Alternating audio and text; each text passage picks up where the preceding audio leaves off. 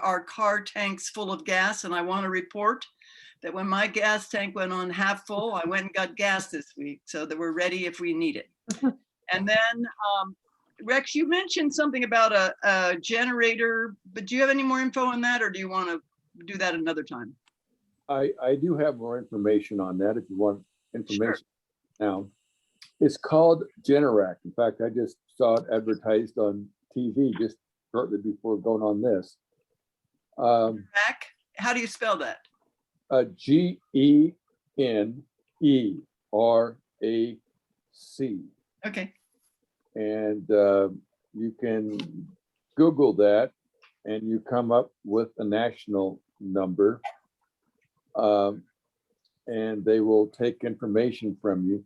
But the company that you will be dealing with is called Ray Electric out of Ellensburg.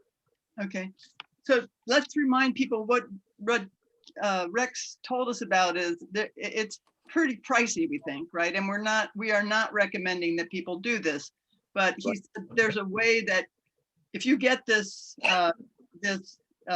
kind of generator, if your electricity goes out, it automatically switches you to gas from electricity if you have gas, right? Is that true? Right. Yeah. That's true. So let's say there were a major power outage, this generator would automatically switch you over. You wouldn't have any lack of time. Now, again, most people wouldn't probably want to pay to do that, but it's good to know that it exists. And I think it got us thinking about, and we'll be talking more about this probably next time when we talk about emergency supplies and that kind of thing. But we need to think about, if electricity went out, how would that affect our ability to heat food? And therefore, what kind of food would we need to have? Or if you're like me and you're totally addicted to coffee, the big question would be, how would you still make coffee if the electricity went out? And you'd have to figure that out, right? Okay, right. So then, so thank you, Rex, for following up on that. Larry, he suggested people could use gas cans if they wanted to have extra gas around. They could have a few gallon cans of gas in their garage or someplace if they had storage space. And he also, brought up the issue of important papers that we should have, and that's coming up probably next time, not this time. And he also told me that he thought I should try to deploy my second floor emergency ladder. And so I got to work and looked up, I just bought this, I live on the second, I have a second story, my bedroom's on the second story, and I have a ladder in my bedroom, but so I opened the box, I read the directions. It told me that I should practice putting it over the window to make sure that it would hold on the window. However, once you deploy this ladder, it deploys out and you can't retract it again. It's a one-time use thing. But more significant than that, I realized that every single window in my house on the second floor that I could possibly access has a little roof under it. So it couldn't go straight down. So that ladder is at this point basically useless for me. So I went outside and looked. If I went out on the roof from my window, which would be easy to do, I could probably get down from the roof to the ground. Although I need to think a little bit more about that. But those are the kinds of things that if you've thought ahead on, you learn a lot about them. So thank you, Larry. You're not here yet, but thank you anyway for bringing up that issue. So if anyone has a second floor with a window that drops straight down and needs a ladder, let me know. You might be able to get one from me because I don't think I'm going to be able to use mine. So keep that in mind. I would qualify for that, but I would need to know what the weight restrictions on it are. Okay, well, Rex, I'll look into that and I'll be in touch with you. Okay. Great. Okay. Probably says it right on the box. Pardon me? It probably says it right on the box. Yeah, it probably does. Okay, I'll look it up. Okay, and then Delma brought up the issue of smoke in the air. And also, I mean, we talked about masks, but another thing that Susie pointed out is if people really have, I mean, we are likely to get more fires in the summer as time goes on, unfortunately. If people want to consider getting air filters, they could look into for their inside of their houses, they could look into whether that's a worthwhile purchase. Larry looked on Consumer Reports. He has Consumer Reports. And there's a wide range of prices. You can get like just a one-room one for under $100, all the way up to $1,500 that will do your whole home, depending on how much noise you can tolerate. And they all seem to do smoke, pollen, and dust. Okay. But some of them are loud and some of them are quiet, but you know, it just depends on how much you want to pay or how big a space. So if you have Consumer Reports or have a friend that has Consumer Reports, you can look it up on there, and there's a whole bunch of them. So I'm not going to tell all of their prices, but there's lots of them out there. Okay, thanks. Okay, and then Delma also brought up the issue of what do we do with brush fires? What do we need to know about brush fires? And do other people want to know about that information? Is that significant to other people as well? We were thinking of having, Mary Lou? yeah. One of my neighbors died 2 years ago from a brush fire here on this hill. Okay. It was because people don't believe how high the fire could go. They come with their little hoses and the firemen come with their little hoses, and the smoke is going up 20 feet, 30 feet into the sky. Okay. Well, Delma, we're thinking about asking if people think it's worthwhile. We're thinking about asking, we have a contact at the Sela Fire Department. We're thinking about asking him to come to the last session and respond to questions specifically about what should you know about brush fires near your house. Okay. They come immediately. And the thing that fools them is they think it's going to be waist high, and it's way up there, 20, 30 feet in the high. Well, we're going to be educating this guy from the fire department then if he comes. Great. Okay. All right. Well, thanks to everybody for that. Are there any new concerns that came up from people, or should we go ahead with our plan for the day? All right, we'll do that. Today, what we're going to do is I'm just going to talk to you a minute about why did we give you, and some of you don't have it, but this emergency planning thing, those of you who got the handouts, the family planning guide for you and your family is kind of an overview of emergency issues that's done by the Yakima Emergency Management people.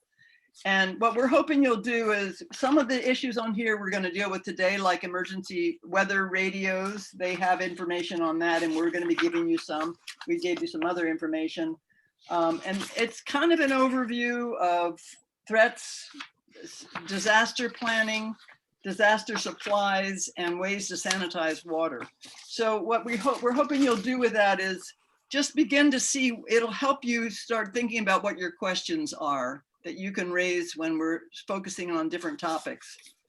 And we're going to make sure we circle around during our 4 sessions and cover, and address all the issues that are in here, but they won't all be addressed today. But that's why we gave it to you. So what we're going to do today is we're going to focus on communication issues.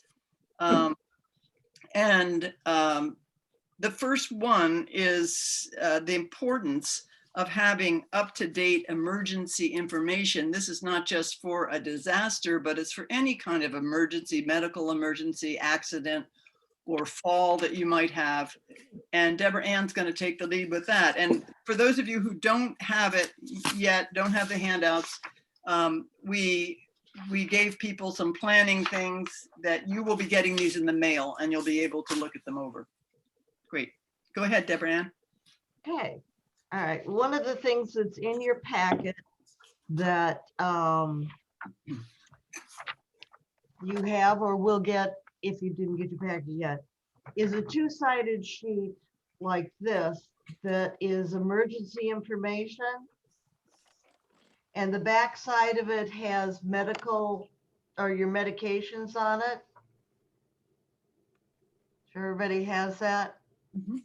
Okay. Yep.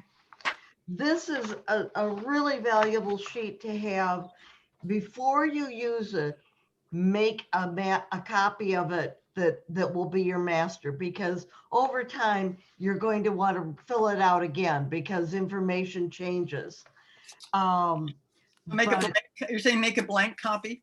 Yes, make a copy, make this your master and put it someplace. And then you're going to fill out this, you're going to fill out the copy of this. Okay. And what you do with this is that once you fill it out, you can shrink it if you want, you know, on your printer, so it's not so bulky, for putting it in your wallet. Keep a copy. I keep a copy of this in my wallet, shrunk down. Many of you got that File of Life, that plastic sleeve with the magnet on the back that goes on your refrigerator, so that when 911 comes, they will see that, they know to look for that. If you don't have one of those, you can ask around at drugstores, because sometimes reps will give those out. It's I'm just gonna grab it off. Let me grab it off the refrigerator for those who. And while you're doing that, let me just say that if you can't find one, this is from Amazon. It's got 2 things in it. It's got really strong magnets on it, and it also goes on the refrigerator. So if you didn't get one, the first 4 people who said they were coming to continue the thing, Deborah Ann gave them each a little red, hers has a red cross on it, you'll see. So you might have to put something on the front that, so people know what it is, but you can get this for $7 at Amazon if you need it. Right. These would be generally free. I managed to find a few at a drugstore, but they're magnet on the back and they just hang there, and it's the File of Life. And you know, the one that I use is one that I have, and you can do this, is I took this information and I put it on the computer and then I just update it. But you keep this on your refrigerator, and 911 knows to look for these things. So you fill this out, you fill out this form, and you put it in this folder or something similar to it on the refrigerator. You put it in your wallet, you put it on the refrigerator, you can put it in the glove compartment of your car. And you give it to whoever the person is that's your emergency contact. If there's more than one person that you would contact who needs this information, you know, it gives whoever it is that finds you everything they need to know to save your life. So the back of it has enough space on it that, you know, as your medications change, you can like cross them out and then put new ones in and kind of put a date next to them, and, you know, until that gets filled up, so you don't have to change that all the time. But this is very important to have. Just, I mean, this is your mouth when you can't talk. And on here is a contact for an out of area person to contact. And that's important because if there's a disaster, it may be local. You know, if the mountain goes off and we can't talk to anybody, if you can contact that person that's in some other state, they can contact your family and let them know you're okay. If you need a place to go, that might be the place to go, you know.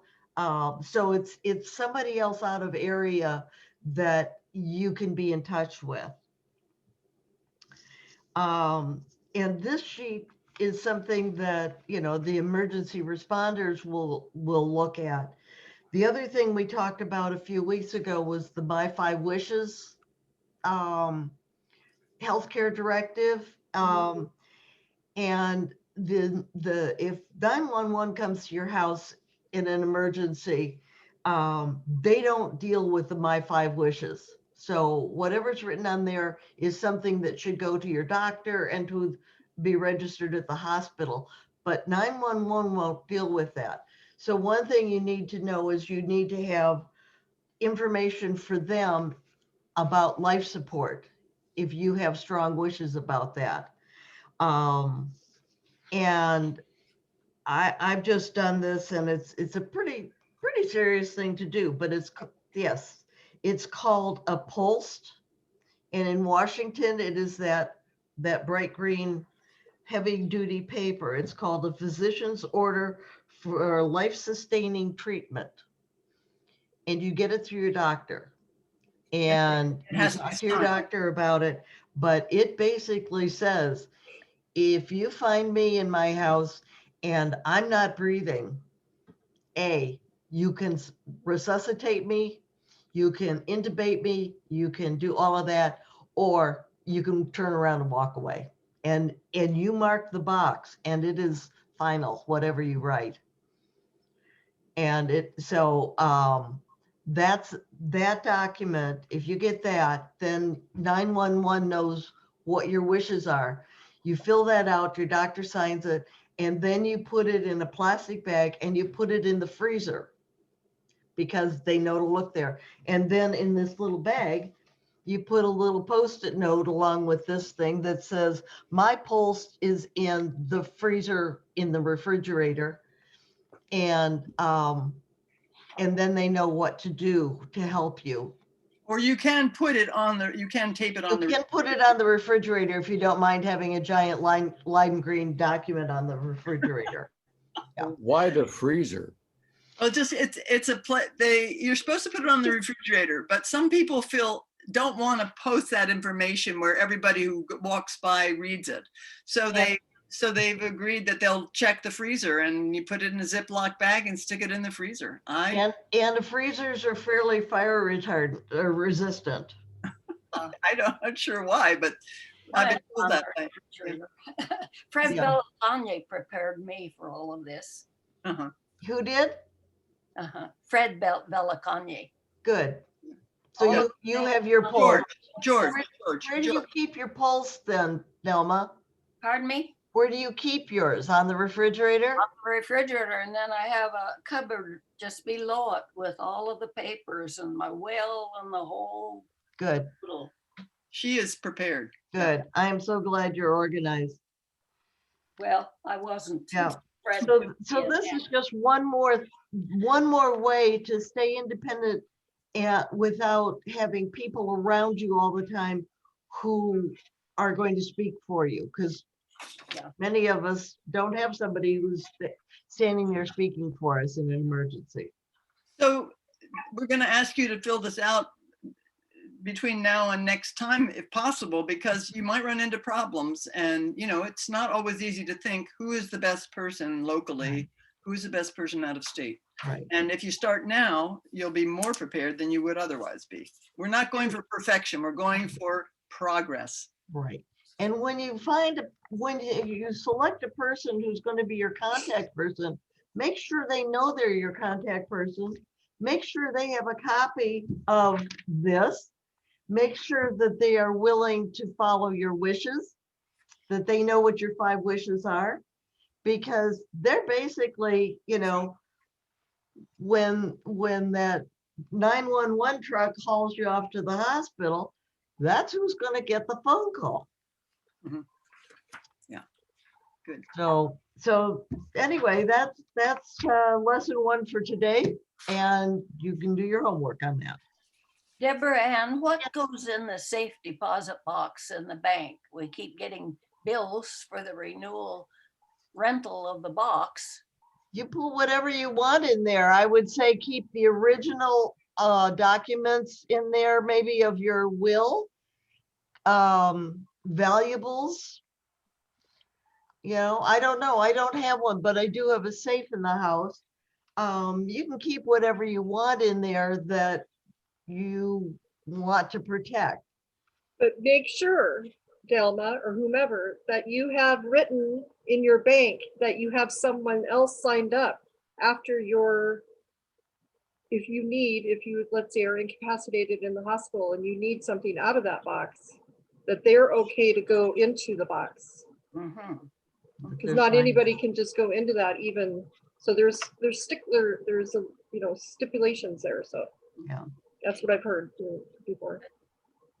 Anybody else have any information on that?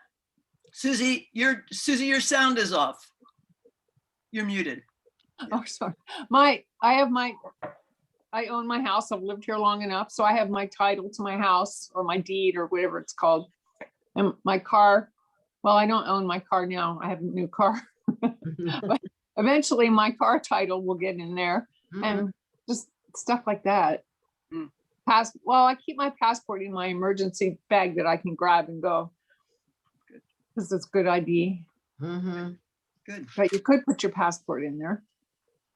Things that would be, if they're destroyed, would be a problem. And some people, I was actually recommended by Velikanye also by his office to have a home safe if possible, because it's sometimes difficult to get to a safe deposit box. Yeah, can't get there on Sundays. Right. Okay, any other questions about this piece? So you fill it out. Deborah Ann recommends that we first do a copy of it so we have a master when we want to change it. She talked about putting it in a pocket on the refrigerator so it can be easily found, and then also in your wallet, in the glove compartment, and definitely to the person who is going to back you up. Yeah, Larry. I put this in the chat, but this is a chance to ask it live. I like to edit or fill in forms on the computer. Is this emergency information form available so that it can be filled out in the computer? You might be able to scan this into the computer into an editable form. Or you can just recreate it. Okay. What I've done for mine. We can try to do that, Larry. We'll work on that. Yeah, because I made mine for me, and mine is smaller. It's just like this. And it's a form that I update and change and date all of the time. And I suppose you could laminate those too. Okay. Okay, well, we'll work on getting that to be a computer form as well for people who need it. Well, I can't promise it's going to happen. So start filling it out so you know what you want to put on it. And then when you get the actual form, you'll be able to do it so quickly. It'll be amazing. I'd love amazement. Your contact person's going to have to know how to get in your computer too. No, you're still going to have to print it out. It has to be in printed form because you have to carry it with you. Yeah. But if you have an editable one in the computer, then you don't have to fill out the paper every time. But Susie, you brought up a very important another time subject though. What's that? People getting into your computer, knowing your passwords later. I mean, there could be reasons people might need to know that information. So your contact person should know your password. Or where to find them. Yeah. A bag of monkeys. Huh. Yeah. We better. That's an important point. Let's make note of that and come back to that, guys. Because we haven't really talked about that. We weren't going to we don't have that on our agenda, but that's an important topic. Passwords. In fact, one thing I learned from Mike Mullen, who did our scams and our scams presentation a couple of weeks ago, is that you can do a Word document or an Excel document with that's password protected, and that's a place where you could protect if you look on your computer, you'll see that that's possible, and then that would mean that you could password protect. You put all your passwords and your bank account information, and you could mail it to your kids. But if anyone got into your computer, it would be password protected, or you could tell them how to access it. But I think that's an important thing to know. How to get into your phone too, if you lock your phone. Yeah. Well, to jump in on that, I have a friend who's helping his friends whose 30-year-old son died in a head-on collision out of the clear blue sky. And so they're involved in searching out, figuring out how to access his financial and other accounts. When you're 30 years old, you don't think there's going to be anything that needs to be done. And so it occurs to me as in this discussion that maybe not just your contact person, but in other places like a safe deposit box or other trusted places, how to access this digital information that our lives are so deeply immersed in. Yeah, that's a very good place for it. Yeah, good point.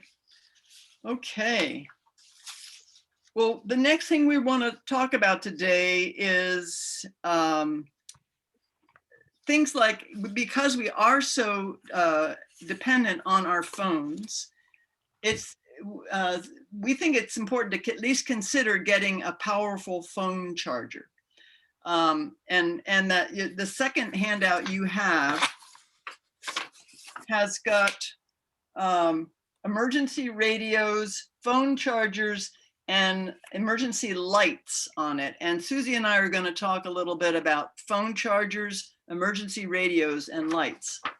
Do you see that one? There's make the most of your cell phone is on one side, and Deborah Ann's going to deal with that in a few minutes. But in the meantime, this information about emergency radios.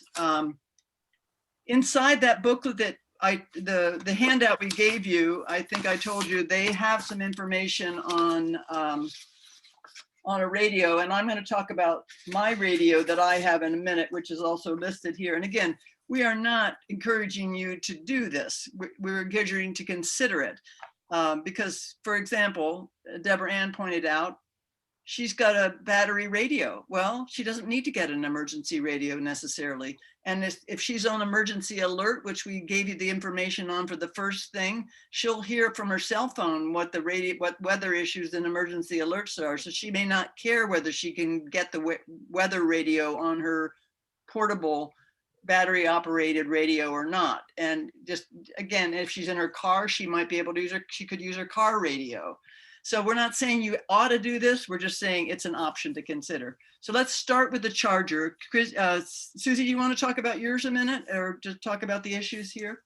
Well, I'm using my charger at this very moment because my iPad, when I'm on Zoom, it just eats the battery. So I'm just plugging it in to my charger, and I charge my chargers. I have a little station set up in my kitchen, a little corner by a plug, and I charge my chargers every day because I use them every day. I walk around with my phone plugged into my charger a lot because it's old. I need a new phone. But this charger is big and heavy. It's on a carabiner, and I can carry it around, but I have a smaller one, two smaller ones, and I use them and rotate them all the time. There's always one charging, and I just use them every day. And it can go on my belt if I need it to charge my phone. But you have to charge your chargers. So yeah, and okay, and let me just add to that I put this information about chargers on here. You know, the fact is they're different. You'll see there are different strength chargers, different speed chargers. Get something that you can afford that you want, but try it out. I mean, Larry's point about my ladder, Larry, you missed the fun about my ladder experiment. We'll tell you that, we'll let Susie fill you in later. But one thing that I noticed on mine stayed charged at 100% for 4 months because I didn't use it. I didn't use it, and it stayed at 100% for 4 months. But one thing that happened is, I'm using it more now, but what I learned is if you plug something into this charger, first of all, it's important to start labeling your cables, because as you know, think of all the cables we have. I've got mine in a Ziploc bag, and it says this cable, what does this cable go to? Because pretty soon you don't even know which thing is charging what. What's your phone one? What's your charger one? What's your whatever? But one thing I learned about mine, which is called a RAV power, is that if you plug something into this, it doesn't charge it unless you push the button on the side, and then it's on, and then it's charging. My friend came over and her phone was out, so she plugged it into this, and she said it doesn't work. And it was because she didn't push the button on the side of it.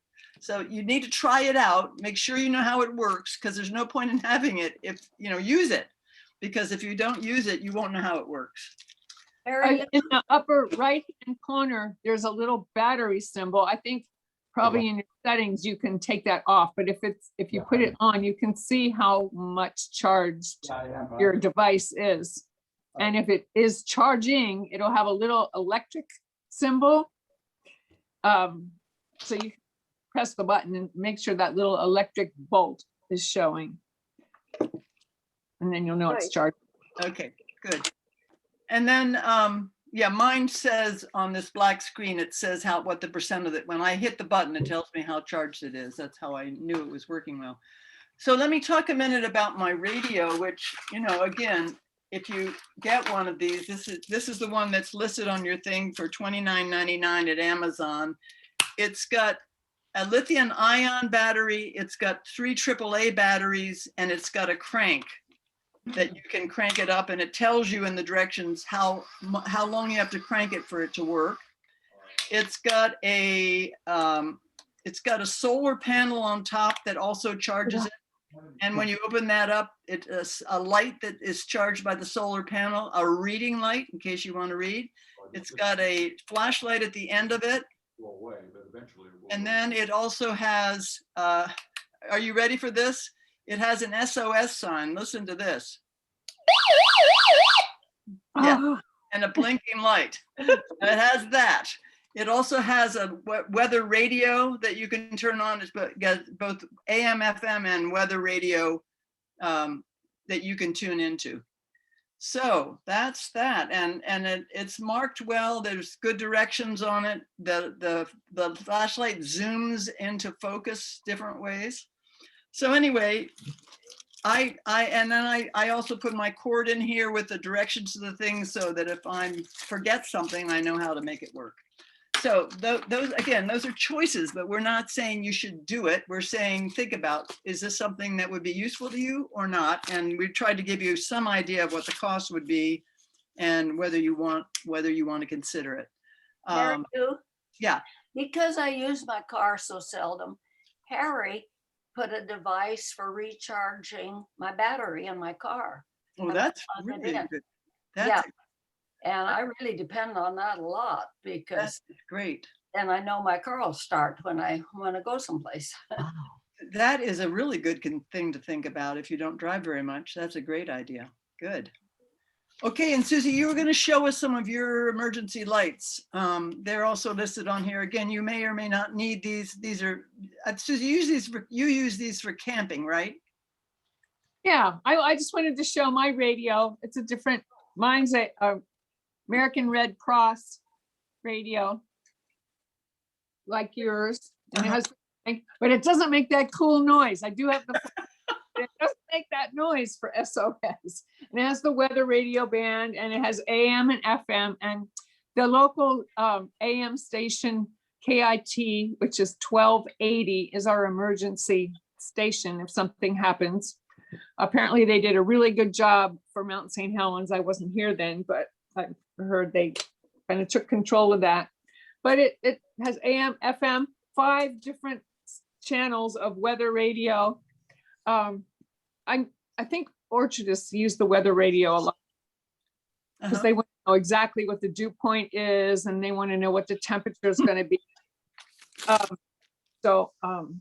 I spent a lot of time listening to weather radios when I lived in the orchard. And yeah, the batteries are all in here. You can crank. Mine took 90 seconds to get 15 minutes worth of power. So it's a lot of cranking. 90 seconds was a lot. I timed myself, and it's like, whoa, this is boring. And you're cranking for 90 seconds. Anyway, I've got one too, and it's fun. Okay, flashlights for your home. I have this big thing that's heavy, but it gives a bright light. It takes one of those big batteries. I can show you. It takes one of these giant batteries. It's a 6-volt, but it's good for your home. It gives a lot of light. You might want to put it by your bed, or I just keep it by the back door if I want to go out at night, if I hear some noise or something. Other lights, I have this light that's actually my bicycle light, but it's 700 lumens, which is really bright. And I won't shine it at the computer here, but I just keep that. Oh, I have to press it to turn it off. So that's a good little light. Where's my other lights? Oh, headlamps. I have these headlamps scattered around the house. A headlight is always handy because you can have your hands free and you can point it where you're looking, and I have one by my bed. I have one by the front door. I have one in my backpack, car. I love them. I love flashlights. Give them for Christmas presents.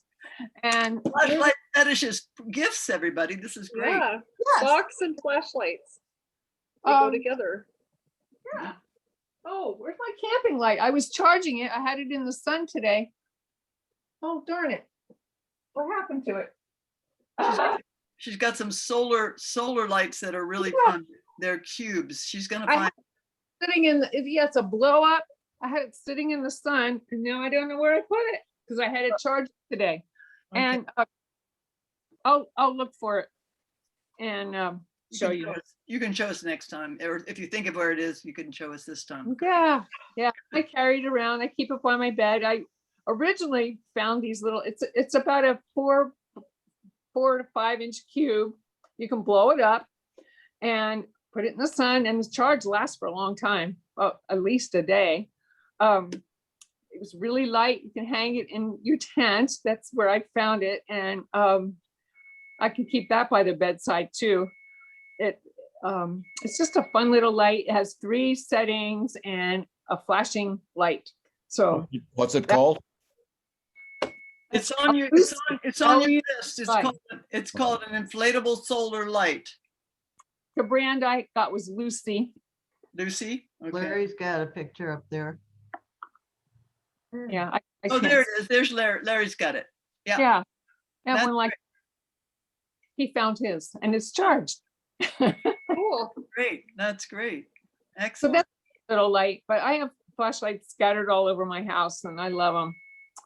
Now, Deborah, and you were going to chime in with your insight on lights too.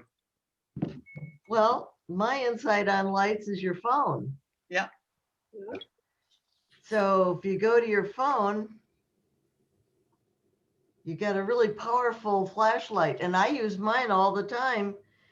Like when I've shut off the lights in the house and I'm going to bed, you know, or when I go out of somebody's house and they have this wimpy porch light and I can't see my way to the car. I, use it a lot. It's a great emergency light to have, and I always have it with me. Great. Well, good. That's excellent. We should get the. So again, Well, you didn't listen. notice everybody has to choose what is their, what's your need on this? What appeals to you? Again, you might not need to buy any of these things. We're not recommending that you run out and spend money. We're just saying that these options are out there if you want to use them. So any questions on that before we go on to our next point? Oh, there's the other one. Susie Founders. It was right there behind me on the bookshelf. But it wasn't turned on. Okay. But it's basically like Larry's. I think his is round and mine's square. So Yeah, that's great. Good. So if you're a round kind of person, you can get that one. If you're a square kind of person, you can get that one. All and right. it collapses. Now, Hey, Susie, how one of, many batteries in your headlight? how many batteries in your headlight? I think it's 2 AAAs. 2 AAAs. Right? Okay, thank you. And I actually have one that's a solar one that I walk the dogs with. So if I walked Oh. with it earlier, then it charges, or if I have it on my backpack, and then I can wear it at night. Good. I'll bring it on Friday, Mike, at the walk and show you. Okay, thank All you. right. Fantastic. Good. Okay. Well, a question just came up for my smoke alarm. Uh-oh. I was going to try to remember to ask it, but it asked itself. I have I was recommended by the fire department when I was who had a booth at Pacific Northwest University to get 10-year battery smoke alarms that you could get 2-packs from Costco. So I did.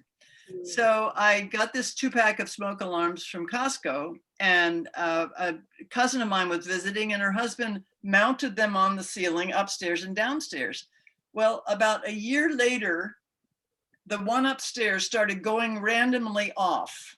Well, since I had not put it up myself, I didn't know how to take the darn thing down. And of course, you have to get on a ladder to take one off the ceiling. So I was about to go crazy. So my neighbor next door, I recommend to everybody to have a neighbor like Karen because she's fabulous. She came over and we took it down, but we took it off and we sort of damaged it, getting it off the ceiling. And then I just decided, okay, I'm taking this back to Costco and turning it in. It's supposed to be a 10-year thing and it's already defective. So I took it back. They said, no problem. I didn't have a receipt. They said, no problem. Just go get another 2-pack, pay for it, bring it here. We'll refund your money. We'll take one of them and we'll give you one and you can put it up. So I decided this time I'm not putting it on the ceiling. I put a nail on right next to where I had it before. I put a nail on the door frame where I could reach it. And I hung it up there so I could pick it up and get it out of the house if it starts going randomly off. Okay, so I recommend that. But then the next thing that happened is about 2 weeks ago, on sporadic days with no oven on, no provocation whatsoever, the one downstairs is now randomly going off. So I don't know what it means. I guess it means I have to take the darn thing down and go get another one. But Is it going off or is it just chirping? It's going beep, beep, beep, beep, 3 beeps, and then a 4th, and it does it maybe 4 or 5 times. And then if I knock it with a stick, it stops. And then a week later, it starts doing it again. Now, and my sister has one in Colorado that says fire, fire, fire, fire all night, and they can't get it to turn off. So I guess my point is that these are great. Ones at Costco. These are great. Well, or it's not necessarily the Costco. It's, I don't know what, I mean, these 10-year kinds, what's the point if it's effective? So, but I do recommend that if there's a way that if there's a way for you to hang it someplace high up, close to where you would have had it anyway, that you can reach. At our age, we don't want to go up some ladder and try to get a beeping thing down. So think about it. That's what my smoke alarm has to say today. Yeah, that's my problem in my studio because it has a vaulted ceiling. And when the guy was working on the addition, he said, oh, you need smoke alarms. And he put it right up at the top. And it's like, there's no way in the world I can get near that thing. Yeah. Yeah. Has anyone else have a smoke alarm story to share? Well, Yeah, I have 7 of them in my Do you have a house. smoke alarm story, Dick? Oh, I would say get a bigger stick. And that, can you hear me? Oh, there it goes. They talk to each other. So it'll say, evacuate, evacuate, smoke in the master bedroom, or evacuate, evacuate, smoke in the guest bedrooms, evacuate. It's crazy. It beeps all 7 of them in the basement. And it's horrible to change the batteries because when I change the batteries, it does that. And every 7, every time I do one, it's evacuate, evacuate, and it's really loud. Now, why does it do that, Susie? That's how it's programmed. So everyone in the house can hear if it's, No, but what I mean is, but why does it go off? What sets it off? Just the changing battery? Okay. Okay. Wow. Okay, well, good luck, everybody, finding smoke alarms that don't drive you crazy, but that work. We don't really have any answers on this. We just know that there's a lot of issues. Okay, so what's up next is Deborah Ann talking about making the most of your cell phone. This is important. Oops, we lost her. She'll be back in a minute. Yep. Okay, so that's what's coming next. And then what we're going to do after that is we're going to just talk about the basic issues related to session 3, which is going to be on emergency supplies. Deborah Ann, you're on with your making the most of the cell phone. Okay, yay, cell phones. Okay, well, one thing about a cell phone is a lot of times people, well, there's a million ads out there for the wearing those lifelines around your neck as you get older. And, and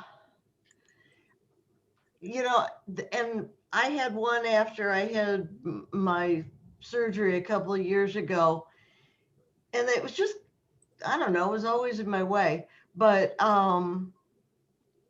you know, there's a lot involved in it as well as expense.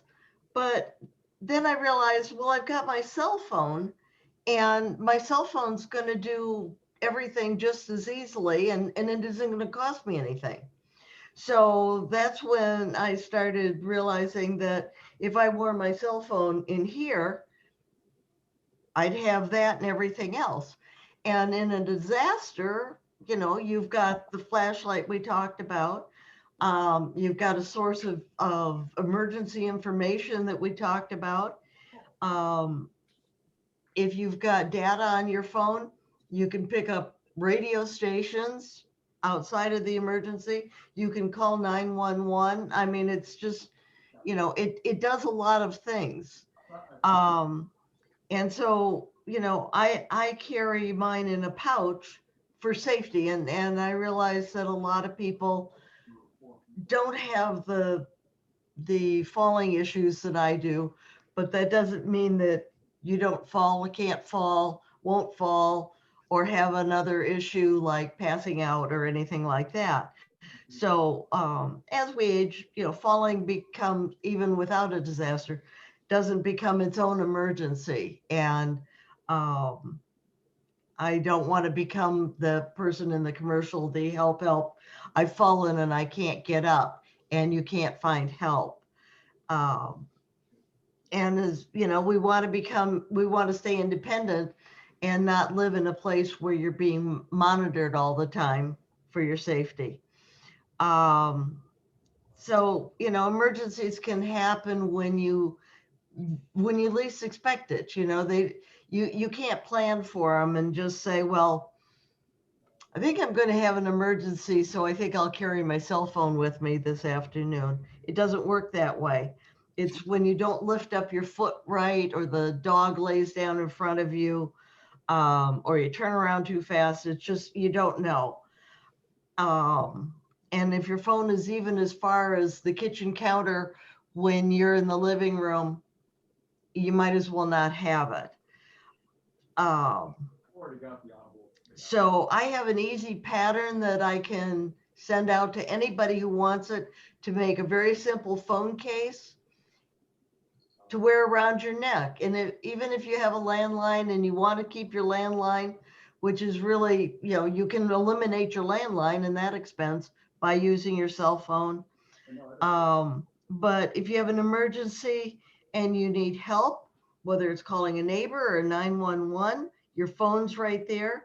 If you need to call, you know, you keep all your phone numbers in here. There's an emergency, you have to leave, you've got your phone book with you. You call long distance for free.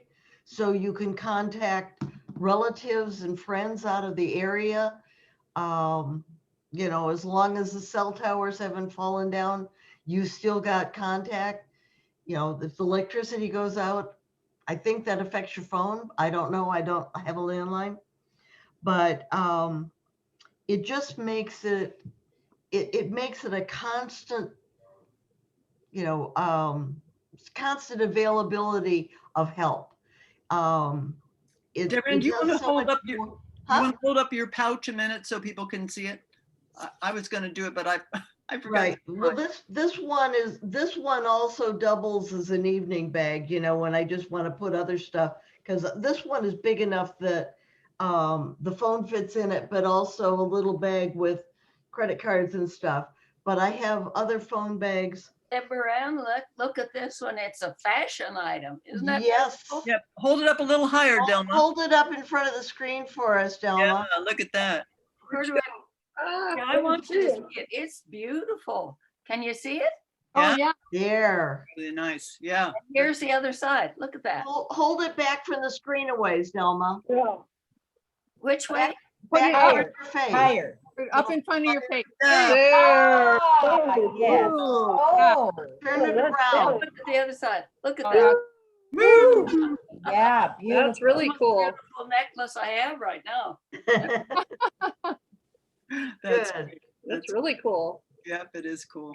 A passport carrier also works. Fits Yeah. fits my passport carrier. Mhm. Yeah, you know, Like and it's so, land- you Go never ahead. know when you're gonna have an emergency, so I also keep my phone charger plugged in next to my bed. And when I go to bed at night, I plug my phone in right next to my bed. You don't know when there's gonna be an emergency at night. Also, you know, I don't know when somebody else is gonna have an emergency and I'll have my phone with me. So it's within reach, you know, and cell phones are so much more versatile than a landline that we need to learn to take advantage of what the phones can do for us. You know, they just, yeah, it's not like the old days where the phone was tethered to the wall in the kitchen, you know. And there was probably somebody else on the line too, like it was when we grew up. But you know, they just have so many other things, and so it's good to learn what they can do and use them for our benefit, for our independence. So what I want to do is for anybody who wants to get over their cell phonophobia and learn how to become really comfortable with their phone and learn what it can do and how you can even play with them, you know, as the weather warms up and we're all vaccinated and we want to be social again, we want to put together a social event. You know, we can have a little something to eat and some wine or whatever and get together and learn how to play with our phones. And that's how I got comfortable with mine was, hey, I'll send you a text and you can send me a text and I'll take your picture and you can take mine, and you know, we can put numbers in our phone and we can learn how to just get comfortable using the parts of our phone that we have. Just like teenagers do. Exactly. Well, yeah, the only thing is that they start at age 3, so we've got some catching up to do, you know. But we can learn to text and take photographs and, you know, use those little emoji pictures that they have, and, you know, and just, you know, you can put pictures in your texts, you know, and all of these things, and just get comfortable with the phones so that it's something you're comfortable using. So anybody who wants to do that, let us know and we'll put together an event, okay? Right? Yeah, I think it's a Okay. perfect to do. Yeah. Yes, Susie, you were gonna, awesome. Susie was going to comment too that, or she reminded us when we were planning for today that you can sometimes text in an emergency when the phone lines are really busy. True. You can text when you can't make calls.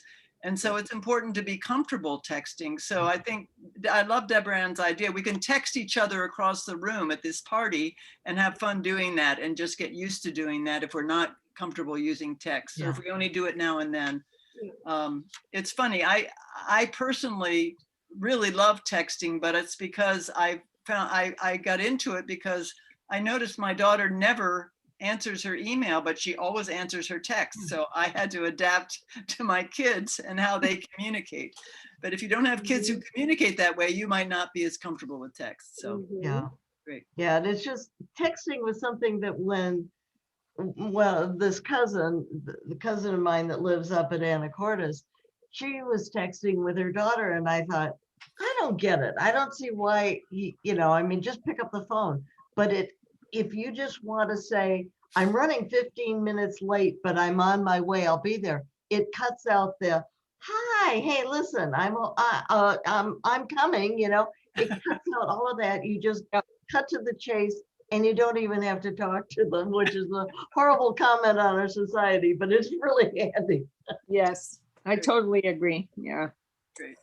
Okay. Well, just a comment on the landline. You were making the point that perhaps if the power goes out, that the landline doesn't work. That's true. I don't own a landline. I have, my only phone is a cell phone, and I agree with everything you're saying about the cell phones. They're an excellent tool, but the landline phones is separate from the power grid. Okay. So if the power goes out, the landline still works. Works.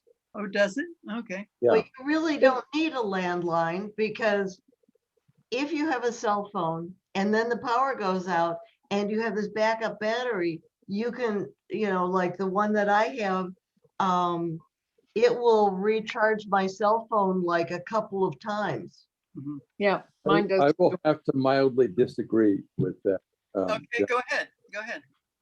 My mild disagreement with that is that there are times when a cell tower can go out, number one, and your landline still works. The other possibility is that I've noticed that at certain times when there are emergencies around, or if there's a lot of people trying to use that cell tower at the same time, you automatically get a busy signal. Same thing can happen with landlines. But Same things used to always happen with landlines, so. well, that may be true, Uh-huh. but But at least it gives you a choice anyway. yeah, Yeah, there's no reason to not have both if you feel like it. I just find that having a cell phone, I'm never where my landline is and I don't run, I don't have phones all over the house anymore and it keeps me from having to rush to answer a phone. Yep. right.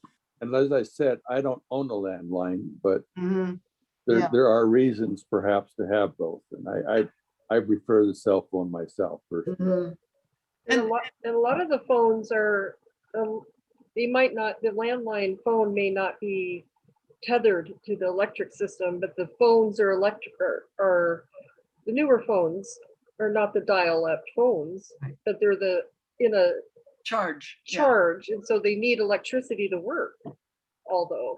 So Oh, like my mom's phone, her landline doesn't work because her phone is is a, those kind of phones, whatever you call that. It has a stand that plugs in and you have to Yeah. charge it on that plug-in. So her Like- landline doesn't work when her power goes out. So anyway, not to, I make hadn't this a long thought about story, that. but Yeah. yeah, so she's happy when she has her cell phone, but those other points are very true, Rex is bringing up. And one touch, I can see Sophie, but I can also, I wish it would do it, but it would, sorry, it's not letting me do it. So that would be not a good commercial, but usually the one touch, it'll go straight to emergency.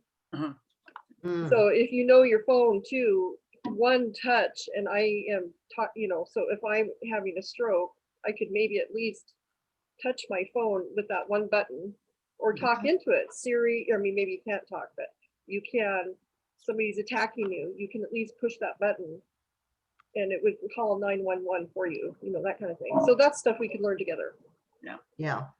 And it's also, I think one thing Rex is bringing up that's important is it's really important to get what you're comfortable with, and if you're not comfortable with the cell phone, you can work towards becoming more comfortable, but you may want a landline too, it's up to everybody. For me, the big, I never used my landline and I finally untethered myself from it. But the big problem I was worried about is what if the electricity goes out for a long period of time? And that's why I got the charger.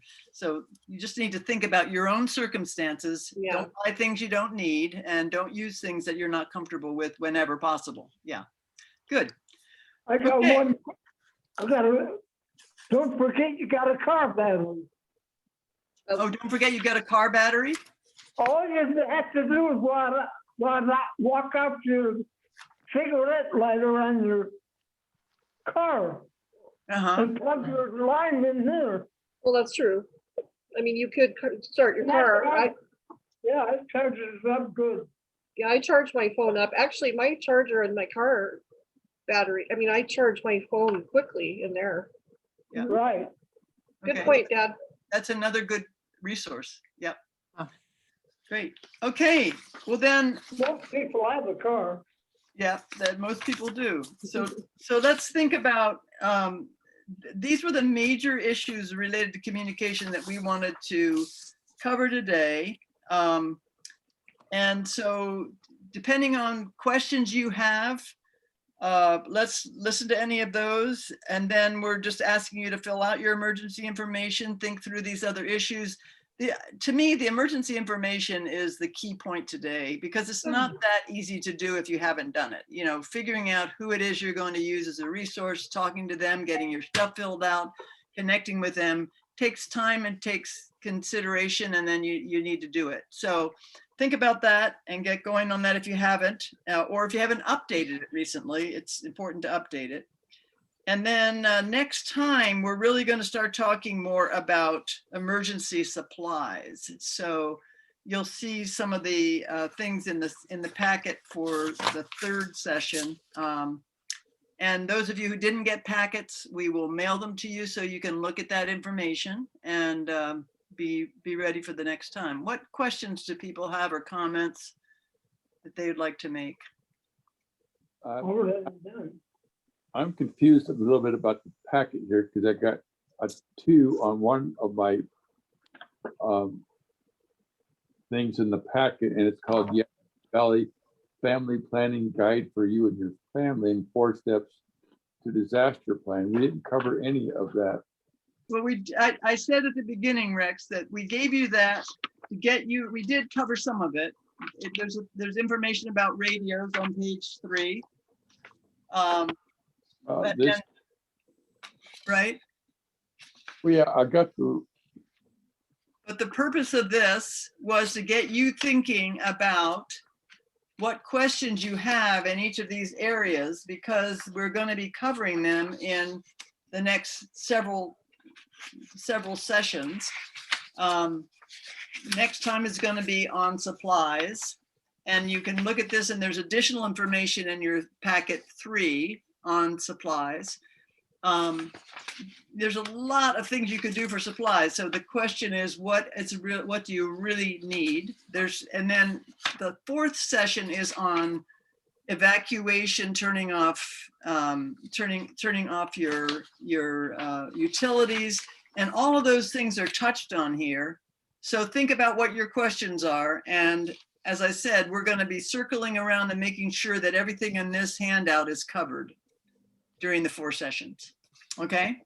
Yeah, that was to get you thinking, but the focus today was communication, because we think that's really important. Okay, other questions? Mary Lou, I even wrote my own obituary. If you don't have any family left, you better think about it. Yeah. Mhm. Or even if you do have family, you might want to write it, and so they don't. No. No. Great. Hi, Kathy. We get to see you now. Good to see you. Yay, hi, Kathy. Yeah, you're muted, but you're muted. Okay, There. I've been running in and out, but I kept getting, I could hear it. Oh, good. Good. Well, Kathy, do you have the handouts or not? I don't, but I will get them when I'm home. I'm not home right now. Okay. So, Okay. so that will be very helpful, and Okay, good. and I have water. Okay, I have good. extra jugs of water. Yeah. I just labeled my water with the date on it and put it in the basement. Yeah. I did too, and it may be really yucky when I drink it, but it'll be better than nothing. There Yes. you go. Exactly.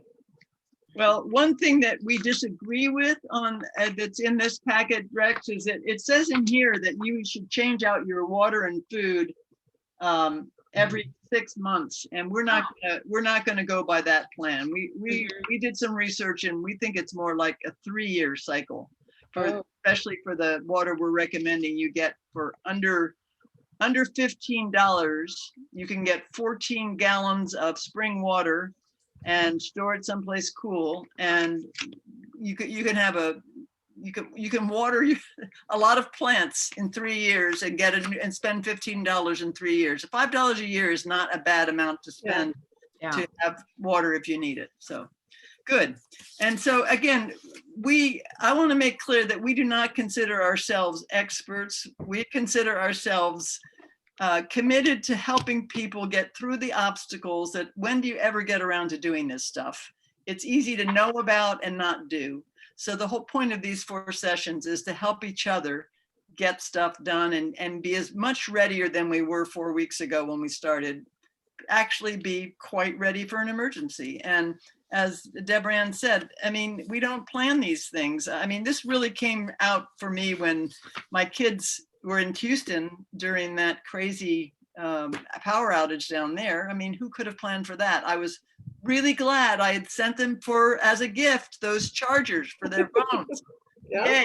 They do make good gifts. All Mhm. these lights and headlights and all that stuff make great gifts. So good. Well, then if there are other questions, we'll field them. Otherwise, look through your overview of this. This is done by the way, this was created by the Office of Yakima Valley Office of Emergency Management, but I don't think they have this anymore. So we copied it off and copied it for you because we think it's a really good overview. But then in your packet, you also have some additional things for session 3, including, we want to try to bring a little humor into this. So we do have a handout about whether you want to rotate canned goods or whether you want to be, which Deborah Ann recommends, and she's smart, or whether you want to be like me and think, wouldn't it be fun to have dehydrated chicken, creamy pasta and vegetables and pasta Alfredo from the dehydration. And I mean, it's up to you folks. You can do nothing. You can rotate ordinary food that you usually eat, or you can be fancy. And, you know, we're just trying to give you a sense of the costs and the choices. So enjoy that. And we will look forward to meeting with you again. And we will hope that 1, 2, 3, 4, 5, 6, 7, 8, 9, 10, 11, 12, 13 people are going to be more prepared for an emergency than they otherwise would be. All right. Thank you. Thank you, everybody. you. Yeah, thanks Yeah. a lot. Thanks, Great. everybody. Thanks. Yeah. Thank you, Becky. Well done. Thank you. Yes, Glad yes. you joined us. All right. Good to see you all. Take care. Mary Lou, quick question, not about this. Sure. Yeah. I just got a message about a Zoom meeting tomorrow and I wasn't aware of it. What's that one about? Oh, Senior Network Incorporated there used to be a senior expo that was put on every year that people would go to, but they're gonna have a virtual senior expo. And It talks about resources for seniors in Yakima, and all different people are represented at tables. Mhm. And But it's gonna be virtual, so I'm not even sure how it's gonna be laid out.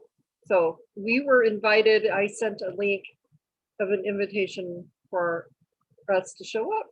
So okay. All right. we'll go in and check it out and see what it's like. Okay. Yeah, Yeah. you can always tune out if you don't like it. Yeah. And Kathy Gillespie, I can't resist asking where you are. Yeah. Oh gosh, I'm in Palm Desert. All right. Yay. Cool. You look so warm and I'm so cold. Good for you. Good for you. All right. We're all got our sweaters on and you look very comfortable there. Yeah. All right. Well, I'll be home soon. all right. Good to see everybody. Okay. All right. Take care. Take Bye-bye. care. Yeah. Good night, Delma. Good Good night. night. Good night, Delma. You're See ya. still a birthday lady. Can't find my way out.